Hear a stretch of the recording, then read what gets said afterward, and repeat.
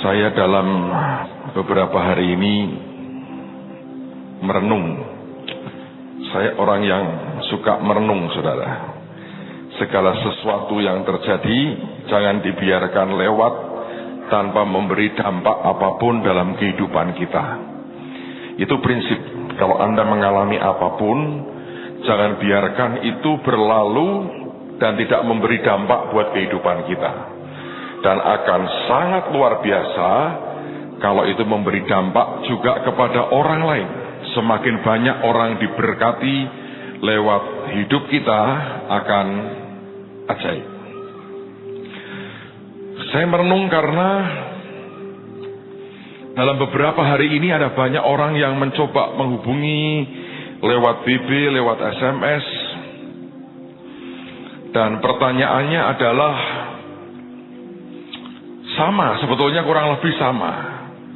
Pak, gimana supaya hidup saya ini bisa berubah? Nah, ketika saya kejar berubah apa? Saya sebetulnya berharap berubah jadi sangat rohani, penuh diurapi, dan sebagainya. Ternyata enggak. Supaya nasib saya berubah, Pak. Supaya hidup saya lebih baik.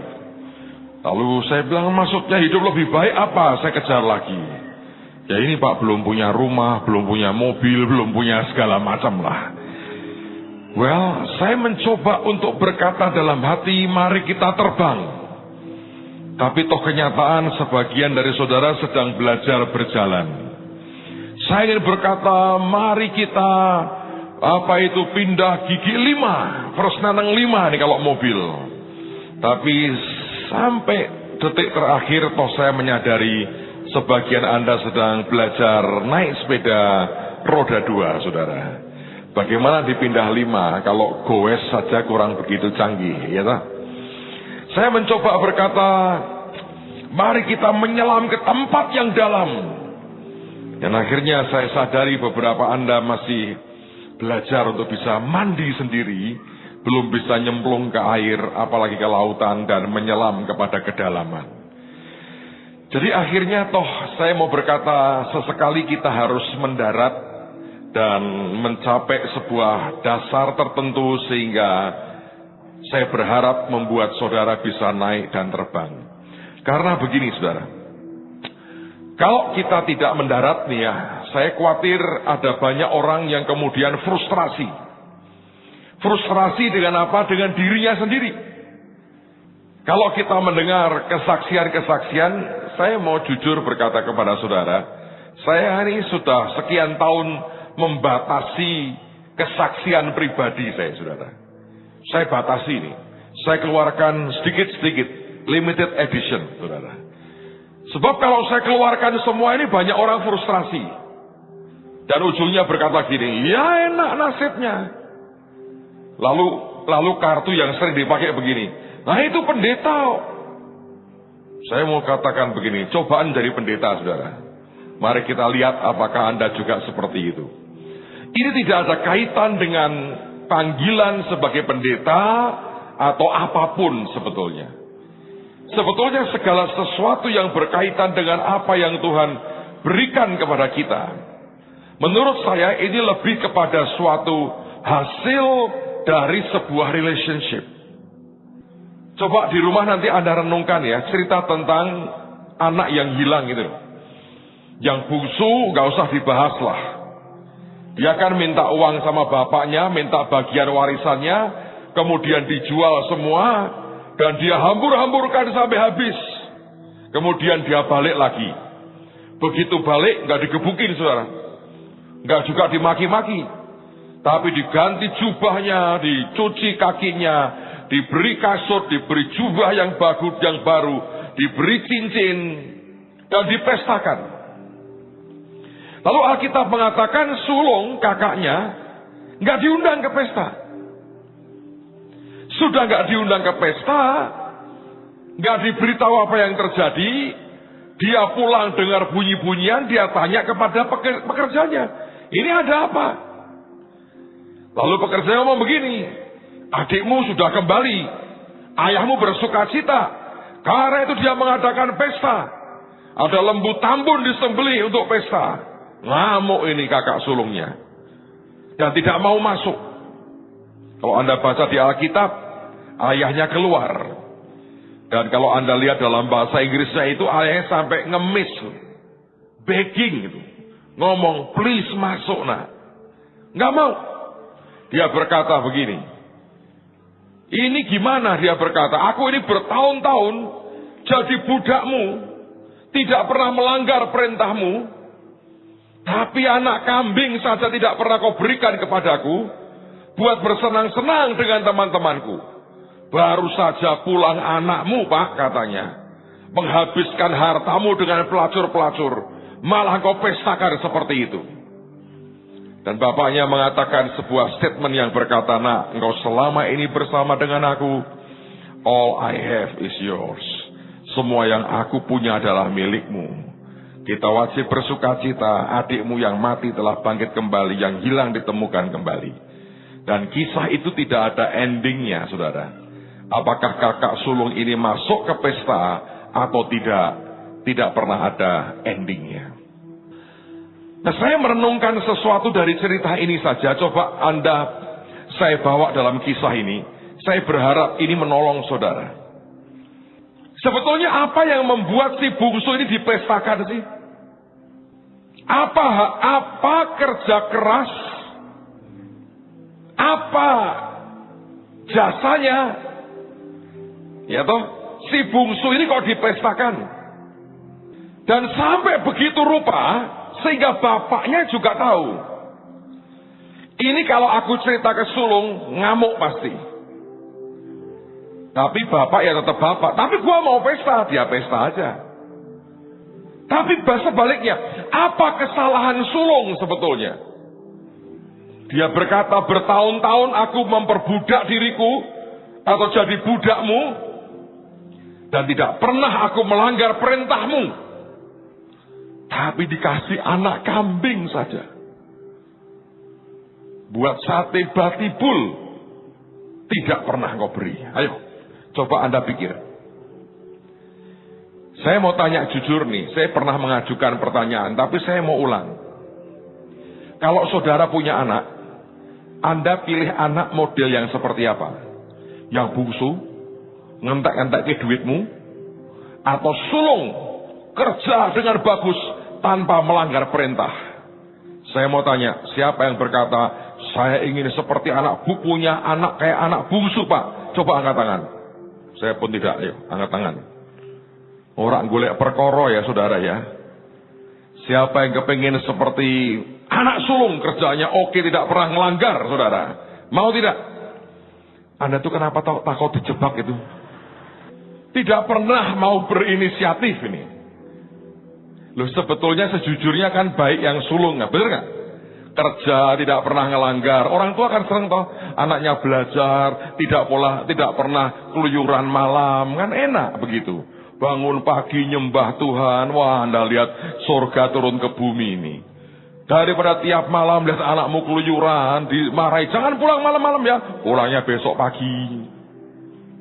Tiap harinya minta duit, nggak jelas dipakai untuk apa. Tapi di mana sebetulnya masalahnya? Nah ini kan banyak orang ngomong ke saya, Pak, waduh enak ya. Kalau nasibnya kayak bapak begini enak. Loh saya mau ngomong jujur ya, memang enak saudara. Siapa bilang gak enak? Ya serius, siapa bilang gak enak? Kamu bayar rumah aja, cuma 2 hari. Itu rumah asik, kapan-kapan Anda boleh lihat. Sekarang pun boleh, asal tidak masuk karena kuncinya dibawa orang lain, dibawa anak saya maksudnya. Tapi Anda, saya juga bingung. Loh, ini rumah ketiga nih buat kami. Rumah pertama kecil di Pondok Hasanuddin, saudara. Saya punya rumah kecil sekali. Dan saya harus mengangsur 5 tahun untuk rumah pertama. 5 tahun. Pelan-pelan saya bayar 5 tahun. Selama 5 tahun baru lunas. Rumah kedua 9 bulan lunas. Saya masuk dulu, saya bayar pelan-pelan 9 bulan, saudara. Lunas. Kemudian Tuhan tambahi tanah depan, samping dan belakang. Digedein. Yang ini 2 hari. Mungkin yang keempat, 1 kedai. Masuk, saudara. Mungkin, saudara, mungkin. Saya nggak tahu. Nah, buat saya kalau kejadian begini ini saya tanya Tuhan, saudara. Karena nanti pertanyaannya banyak. Kok bisa gini, Pak? Nah, ketika saya tanya ke Tuhan, jangan dipikir kemudian Tuhan menjawab langsung, belum tentu. Saya pikir ini sudah ajaib kan? Rumah harga sekian, dalam 2 hari Tuhan kirim duitnya. Pada waktu itu, waktu kami doa, kemarin saya cerita, Ibu Nani dapat pesan Tuhan. Dia bilang begini, Tuhan bilang tampak depannya ubah nak. Dan Tuhan berkata gini, buat yang bagus. Nah, kalau Anda dengar begitu kan otakmu langsung kalkulasi, entek piro aku ini. Rubah dan buat yang bagus. Kemarin tuh pagi, saya bangun, selesai doa, jam 6 saya buka BB saya. Dari jam 4 pagi sudah ada orang BB. Dan dia berkata, Pak, Bapak mau merenovasi rumah itu ya? Saya bilang, kok kamu tahu? Tuhan ngomong sama saya tadi pagi. Jadi tolong kalau Bapak renovasi, Bapak ngomong ke saya, loh, kenapa mesti laporan ke dia? Saya tanya, kenapa emangnya? Nah, alasannya betul sih, memang harus laporan ke dia. Tuhan bilang itu kebutuhannya Bapak berapa, saya yang suruh nyediakan. Wih, baru berpikir, oke Tuhan, saya renovasi. Duitnya disediakan orang. Loh, nasib begini siapa yang tidak kepingin? Ayo coba. Enak toh? Enak tenang, saudara. Tapi ya, dengerin baik-baik, Buat saya itu bukan soal rumahnya, bukan soal uangnya. Well, tentu ya itu blessing. Saya sudah nggak usah repot memikirkan yang tidak perlu saya repotkan. Saya hanya seperti Pak Hengki bilang, tidak menyusahkan diri dengan hal-hal yang tidak penting seperti itu. Yang esensial aja saya urusilah jiwa-jiwa. Karena yang itu diurusi Tuhan. Ya kan? Itu bagus toh. Siapa tidak mau? Hanya pertanyaan saya adalah begini. Apa sebetulnya Tuhan yang mendasari ini? Karena ini penting buat tahun depan. Saudara, tadi saya tanya dengan teman-teman, apa perbedaan cara mikir apa ini antara bapak dengan anak sulung? Kalau saya pikir sih bungsu gak ada jasanya, dosanya banyak. Sementara secara manusia kita melihat jasanya sulung banyak. Dosanya apa? Hanya pengen makan sate kambing. Kan gak dosa toh. Wong bapak punya kekayaan luar biasa. Itu sama dengan banyak saudara. Dosamu apa? Nggak ada. Pak, saya pengen beli rumah. Ya itu bagus toh. Wong di surga aja Tuhan sediakan rumah, apalagi di bumi. Ya toh. Anda berkata, Pak, utang saya banyak, saya mau ngelunasi. Ya harus toh. Wong Alkitab juga mengatakan orang yang berhutang jadi budak orang yang ngutangi. Kalau Anda ingin berkata, Pak, saya ingin menikmati kebahagiaan. Ya wajib toh. Wah, Anda anak-anak Tuhan kok. Apa yang salah sebetulnya dengan permintaan saudara? Kalau Anda berkata, Pak, saya punya istri 1000. Lah itu nyalomo namanya. Tahu nyalomo? Nyamar jadi Salomo itu nyalomo. Bukan nyahlomo itu istrinya si Lomo, lain lagi, saudara. Ngerti nggak, saudara? Semua menurut saya permintaan kerinduan Anda ini wajar. Ya saya juga wajar. Oh Tuhan yang ngomong lewat anak saya itu. Saya enggak, wah beli ini aja. Nanti dibayar kok 2 hari. Yang terutama yang waktu pertama saudara, itu bisa persis. Angkanya tidak geser 1 rupiah pun. Dengan yang harus saya selesaikan. Yang kedua, udah nutup selesai, amin. Wes, saya bilang selesai ini urusan. Pertanyaannya adalah, ini kenapa?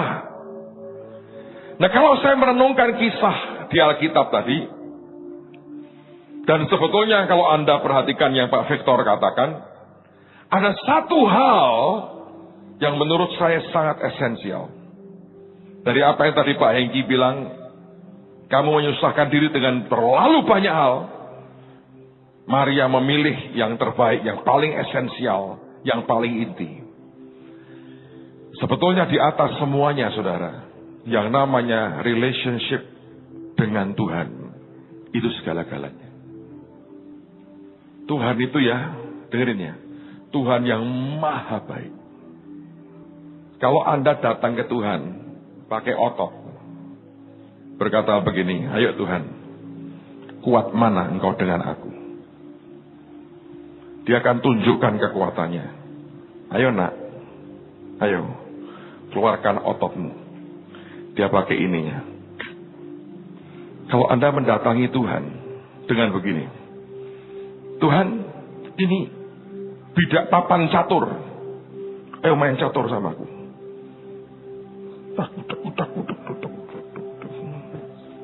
Tuhan bilang, oke nak. Selangkah saja lo mati. Syuk, tiba-tiba. Gak mungkin Pak selangkah. Tuhan, dari 10. Rajamu gulimpang, geledek, selesai saudara. Anda mau datangi Tuhan pakai apa? Tuhan, aku bawa job description. Ini tugasku, ini kewajibanmu. Nggak akan. Orang muda yang kaya itu teriak, apa yang harus ku perbuat untuk mendapatkan hidup yang kekal? Dia beri beberapa. Dia bilang, sudah semua, kurang satu. Dan kurang satu itu sampai kapanpun tidak bisa, saudara. Apa yang membuat sebetulnya orang bisa nikmati keajaiban Tuhan? Di atas semua yang lain. Menurut saya soal hubungan kita dengan Tuhan. Waktu si bungsu ini balik. Dia tersungkur di depan bapaknya. Bapaknya berkata, "Des, kena di sini ya." Apapun saudara ya, yang bisa mengenai hati bapakmu, selesai itu urusan. Benar. Tapi seringkali kita melukai hati bapak. Nyakiti hatinya. Nantangin dia. Dengan apa? Ngomong sembarangan. Ngomelnya nggak berhenti. Nyalain Tuhan, nyalain orang lain. Itu merusak hubungan. Ngerti saudara? Merusak. Satu hari kalau Anda makan dengan seorang bos besar. Ini bos besar ini sudah berkata gini, lu datang makan sama gua. Nanti gua kasih modal. Aku ada uang 2 triliun nganggur nih. Lu pakai aja. Makan sama gua. Saudara, hari detik Anda ketemu dia. Sampai itu ceknya di tangan saudara. Sekian menit itu krusial. Saudara bisa menghancurkan masa depanmu. Atau engkau bisa terima itu. Saya beri contoh. Begitu duduk, ngentut, tot. Boseng ini, Edian ini ngentut. Ditahan pertama, ditahan. Ayo makan. Begitu makan, komentar yang ini. Bos, ini kok sayur semua kayak kambing awake dhewe, Bos. 2 das. Kurang ajar ya, aku udah naik kambing. Dia bandot, tak ngerti aku. Ini untuk kesehatan, men. Kambing. Coba, dengerin. Kasih makan keju. Dias. Kok pesing ya? 3 kali dias. Terakhir keluar. Iga sapi. Ribs. Bos, jangan belit dong, Bos. Balung kok kon mangan kiwe, Bos. Langsung dia berkata gini, Mas, aku kok rodok mules. Kapan-kapan kita pertemuan lagi ya. Selesai. Kapan-kapan tuh 200 tahun kemudian gak bakalan ada telepon. Ngerti? Ada banyak hal yang antar manusia saja. Kalau Anda tidak tahu bagaimana berhubungan, approach dengan orang, berapa banyak sebetulnya blessing yang hilang. Nah, kita kalau dengan orang yang kelihatan saja tidak bisa, bagaimana Anda dengan Tuhan yang tidak terlihat, tapi Tuhan itu di depan mata saudara melihat Anda. Dan yang dilihat pertama-tama itu sikap hatimu ini loh. Bungsu itu kurang dosa apa? Sudah bluber dosanya. Tapi waktu dia bertelut, dia nangis. Dia berkata, aku mau balik, Pak. Itu perkataan cukup buat yang namanya Bapak di surga. Tapi kalau Anda mendekati dengan berkata, gua tidak pernah melanggar perintahmu. Aku benar terus selama ini. Aku kerja buat engkau. Kurang apa coba? Semua yang nantangi berkata, gua kurang apa? Orang muda yang kaya berkata, semua sudah kukerjakan sejak masa mudaku. Kurang apa? Dan akhirnya memang kurang, betul saudara. Tidak bisa. Engkau tidak bisa mendatangi Tuhan dengan sebuah cara pendekatan pamer namanya self-righteousness. Kebenaran diri sendiri. Kebenaran diri sendiri itu seperti seorang budak. Seorang hamba yang punya berhutang, utangnya sangat banyak dengan tuannya. Dan diampuni. Tapi dia melihat temannya utang jauh lebih kecil kepada dia. Dimasukkan penjara. Tuhan berkata, aku sudah ampuni kamu. Kenapa engkau berbuat jahat seperti itu dengan saudaramu? Berapa banyak kita dengan saudara kita menindas. Kita mengambil, kita merampok haknya, kita curi haknya. Tidak kita penuhi akan kewajiban kita. Dan itu cara mendekati Tuhan dengan self-righteousness. Ada orang berkata gini, Pak, saya sudah doa puasa, sudah doleng, sudah perang, sudah keramat, sudah segala macam, sudah matok, sudah kepatok malah kaki saya. Sudah pengakuan iman, sudah ini. Tapi Pak, tambah buruk. Itu cara pendekatan persis sama dengan anak sulung. Tidak pernah kulanggar perintahmu. Tuhan tidak cari robot. Robot diprogram. Kalau tidak error, tidak akan pernah buat kesalahan. Tapi orang normal tidak akan berkata, robot, jadilah kau kekasihku. Never. Kalau engkau mendekati Tuhan dengan cara seperti itu, mungkin Tuhan dan saya akan saling berpandangan. Ilmu kita sudah habis. Dia sudah Kristen mentok. Kenapa? Puasa sudah, ini sudah. Lah salah sinten, saudara. Dengan kata lain Anda berkata seperti itu. Engkau berkata apa? Engkau yang salah dong. Semua sudah aku lakukan. Padahal dengan Tuhan itu soal relationship. Dia itu melihat watak hati orang. Dan kalau Anda melihat watak hati orang seperti Tuhan melihat, Anda akan mengerti. Kenapa yang ini begitu gampang, kenapa yang ini seperti ini. Karena yang di dalam ini loh saudara, sama sekali tidak terdeteksi di luar. Anda ingat cerita saya soal air siru itu? Maaf, ini sekali lagi bukan untuk Esther. Yang namanya Esther jangan terlalu GR ya saudara ya. Menurut saya ini bukan soal nama Esther sih. Itu mimpinya kan Pak Yusak bilang aku ini mau ngasih warisan. Harusnya ini buat Esther tapi terlalu galak. Gak bisa ini. Apa sih sebetulnya? Menurut saya ada sifat karakter tertentu yang Tuhan suka. Tapi juga ada karakter-karakter yang Tuhan itu istilah bahasa Jermannya bohwat saudara. Diajak ngomong gak bisa. Diiniin gak mudeng. Warpe dewi terus. Neronjol terus. Sampai dia bilang, harus bagaimana? Saudara, semakin saudara ini ya, yang dibilang Alkitab lemah lembut. Great power under control. Ingat itu. Seperti keledai yang dijinakkan. Semakin hatimu di hadapan Tuhan seperti itu, Tuhan itu makin senang. Kalau Tuhan makin senang, Tuhan itu makin sayang. Percayalah. Nanti kalau Tuhan itu makin sayang, Dia ngurusi Anda makin luar biasa. Kalau engkau diurusi Tuhan, semuanya beres.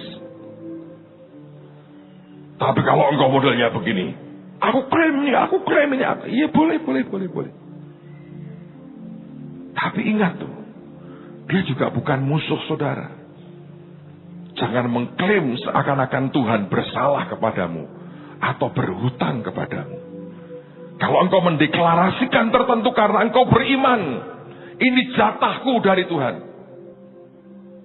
Tapi faktor relationship kita dengan Tuhan, saya berdoa itu jadi segala-galanya. Nanti kalau hubungan itu baik, Anda ngobrol dengan dia, saudara bicara, jalan dengan Tuhan. Seperti lagu itu loh, I come to the garden alone.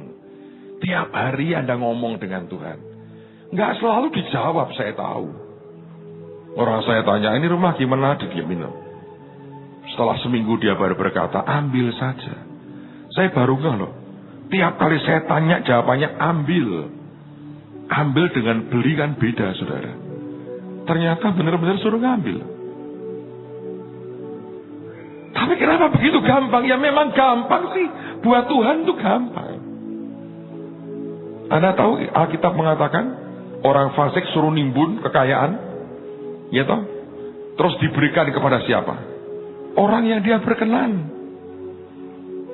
Jadi kalau Anda tahu bagaimana menyukakan hati Tuhan,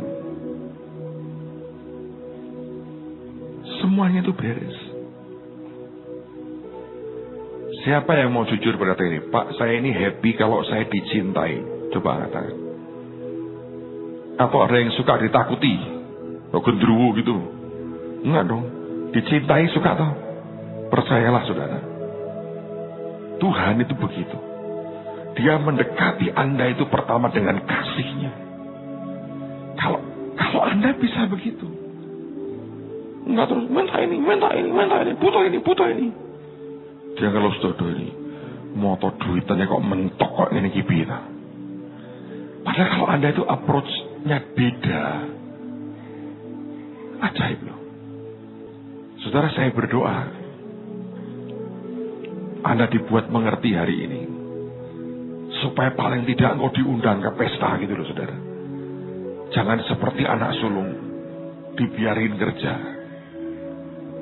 Dengerin ya. Sulung itu ngeributi kambing. Bapak itu loh, separuh hartanya diminta bungsu aja dikasihin. Sebab ketika relationship itu dapat, itu segala-galanya. Buat bapak gini, gua keluar uang banyak, oke gak apa-apa. Aku mau balikin hatinya kepadaku. Dan dia berhasil. Dan begitu berhasil, dikembalikan semua otoritasnya. Tapi yang sulung cuma ngurusi mbek.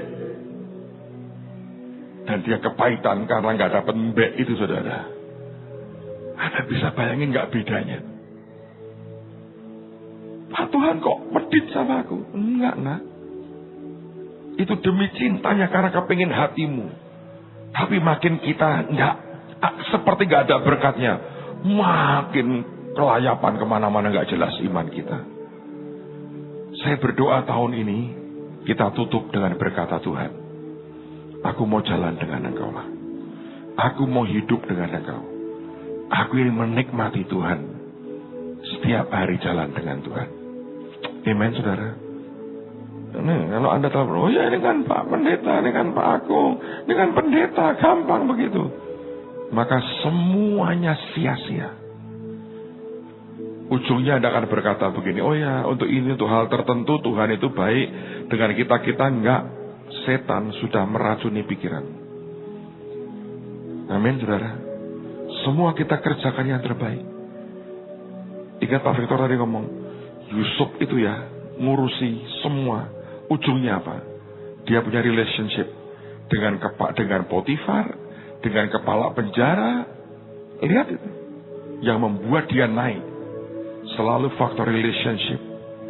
Hubungan pribadimu dengan Tuhan. Itu menentukan sekali. Nah saudara, mari berdiri sama-sama. Angkat tanganmu di hadapan Tuhan.